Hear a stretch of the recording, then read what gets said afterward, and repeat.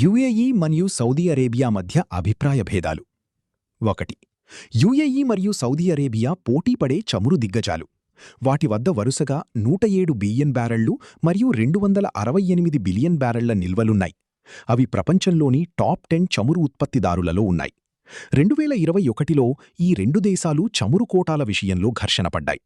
Saudi నేతృత్వంలోని ఒప్పందాన్ని UAE అన్యాయం అని పేర్కొంటూ తిరస్కరించింది. అంతేకాకుండా 2018 కోటాలను సవరించాలని యుఏఈ పట్టుపట్టింది. ఉత్పత్తిని పెంచడానికి ఆ దేశం $100 మిలియన్ల వెచ్చించింది. 3 సంవత్సరాల లోపే అబుధాబి సరఫరా సామర్థ్యం 20% పెరిగింది. కాని వారి ఉత్పత్తిలో మూడింట ఒక వంతు ఉపయోగించకుండానే మిగిలిపోయింది. సౌదీ అరేబియా చమురు మంత్రి యుఏఈ అభ్యర్థనను తోసిపుచ్చారు. యుఏఈ అభ్యంతరాల వల్ల ఒపెక్ రోజుల తరబడి స్తంభించిపోయింది. సౌదీ రాజ్యం యుఏఈకి విమాన సర్వీసులను నిలిపివేసింది. చివరికి మరిన్ని చమురు సరఫరాలను విడుదల చెయ్యడానికి ఆ దేశాలు అంగీకరించాయి. 2. ఈ ప్రాంతంలో అగ్రగామి విమాన కేంద్రంగా అవతరించాలని సౌదీ అరేబియా కోరుకుంటోంది. దీనిని సాకారం చెయ్యడానికి సౌదీ యువరాజు వద్ద $147 బిలియన్ల ప్రణాళిక ఉంది. ఆయన దృష్టిలో హైస్పీడ్ రైలు మార్గం, పెద్ద ఓడరేవులు మరియు ఒక కొత్త విమానయాన సంస్థ ఉన్నాయి. ఇది ప్రస్తుత ప్రాంతీయ కేంద్రమైన దుబాయ్కి నేరుగా సవాలు విసురుతోంది. ప్రపంచంలోని అతిపెద్ద మానవ నిర్మిత నౌకాశ్రయం దుబాయ్లో ఉంది. ఇది ఒక ఆర్థిక మరియు ఐటీ కేంద్రంగా పనిచేస్తుంది.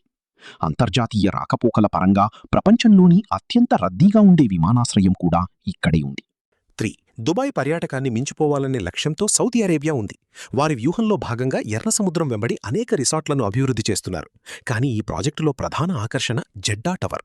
ఇది పూర్తయితే ప్రపంచంలోనే మొట్టమొదటి 3281 అడుగుల ఎత్తైన భవనమవుతుంది. జెడ్డా టవర్ ప్రస్తుతం ప్రపంచంలోనే అత్యంత ఎత్తైన భవనమైన బుర్జ్ ఖలీఫా కంటే 591 అడుగులు ఎక్కువ ఎత్తులో ఉండనుంది.